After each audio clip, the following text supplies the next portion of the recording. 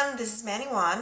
So, how is it already May, and how are so many of my most anticipated books of the year coming out at the exact same time? Hashtag bookworm problems. Coming out on May 3rd is If I Was Your Girl by Meredith Russo. It's about Amanda, who's the new girl in school, but she's really cautious about letting anyone get too close to her. But then she meets Grant, who's really kind and sweet, and the more time they spend together, the more Amanda wants to share everything about herself with him.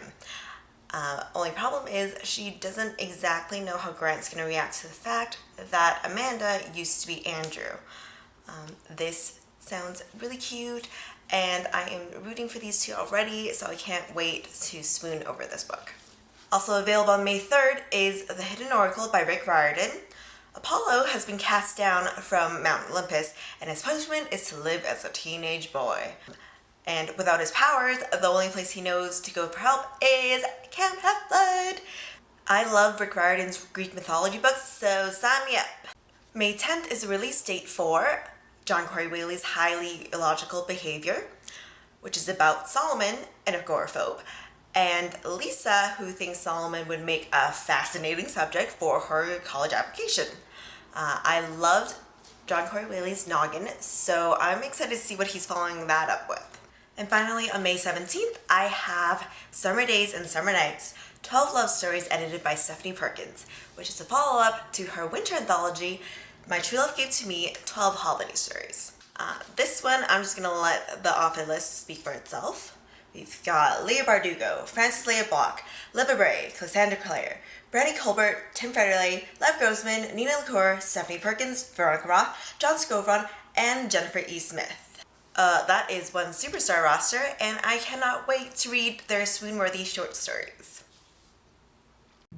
Hey y'all, Sarah here. It's finally May, which means it's finally time for the Fifth Wave series to come to an end, which I'm excited about, I'm also worried about, and I'm very scared because we know how Rick Yancey is. He likes to devastate us. But regardless, I am super stoked about The Last Star finally being released, and I'm probably going to cry, like, a lot. The other great thing about May is beach reads. I don't know about where you guys live, but here in Austin, it's already pool weather. So I've got 3 books that I can't wait to read with a margarita in hand. First up is The Unexpected Everything by Morgan Matson. I loved Morgan Matson's last book, Since You've Been Gone, and this one involves dog walking and also has the best cover. I mean, look at these cuties! Morgan Matson, I don't know how you're making this magic happen, but keep doing it. I've also got Places No One Knows by Brenna Yovanoff. So I had the privilege of moderating a panel that Brenna Yovanoff was on at the North Texas Teen Book Festival a few weeks ago, and suffice it to say, I got real excited about diving into this one. And that's not a pun, even though they're like diving on the cover. No pun intended.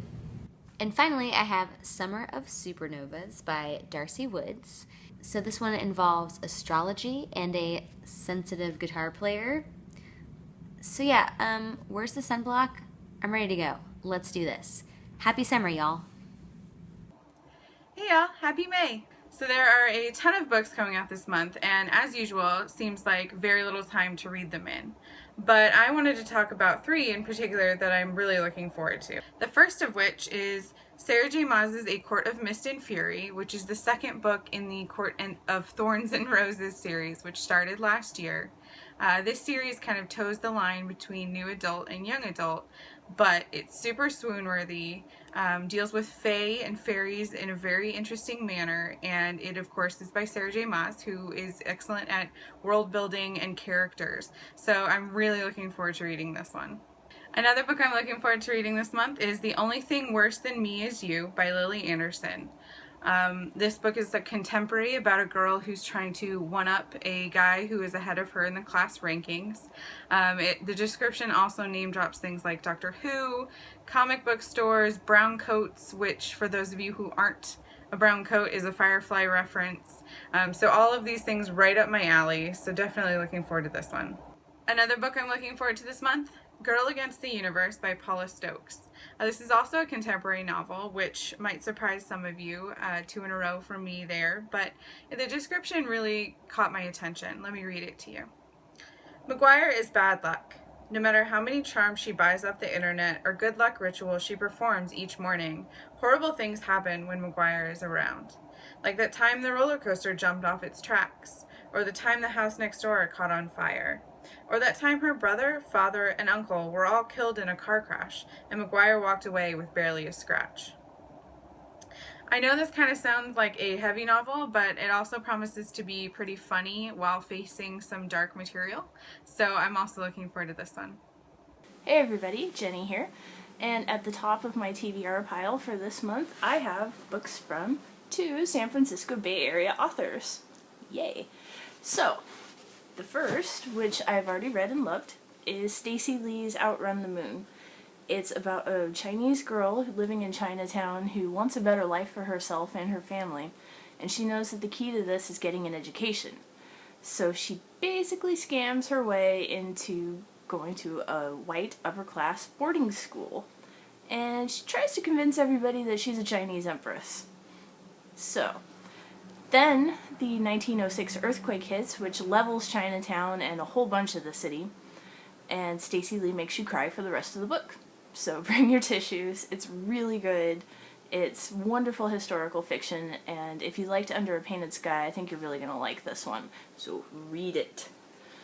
The second book I have is The Crown's Game, which is the first in a series by Evelyn Skye. This is her debut novel, and it centers around a couple of kids who are engaging in a magical duel in Imperial Russia.